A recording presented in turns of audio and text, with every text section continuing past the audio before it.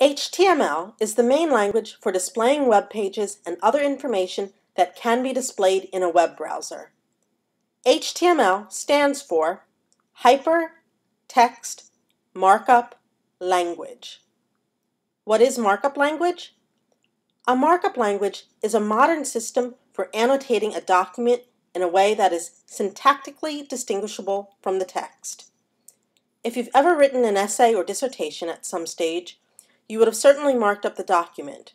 For instance, you may have made notes on a printed copy of the essay that read, "Make the title bold," or perhaps you've made notes to italicize a book title. The idea and terminology evolved from marking up manuscripts. A markup language separates the command to alter the appearance of the text from the text itself. HTML was originally based on SGML, a markup language developed by IBM in the early 1960s.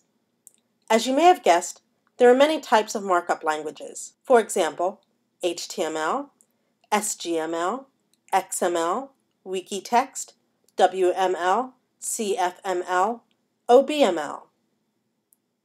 What distinguishes HTML from other markup languages is that it uses hypertext.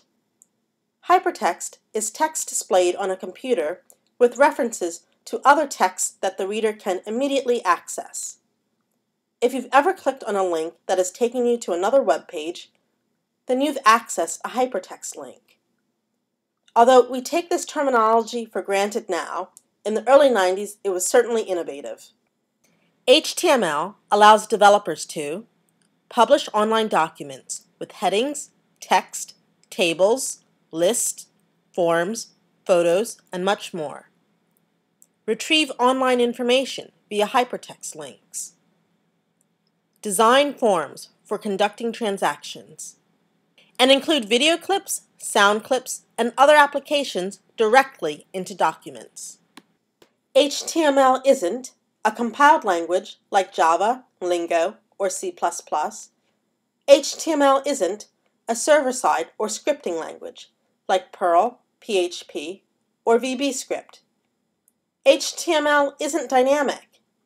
In its pure form, HTML isn't dynamic, meaning that once an HTML page has been rendered in a browser, the elements on that page cannot change without the additional use of programming, such as CGI, JavaScript, AJAX, jQuery, server-side HTML, or PHP. If you don't understand all those terms, don't worry. Later in the lessons, we will briefly discuss those methods.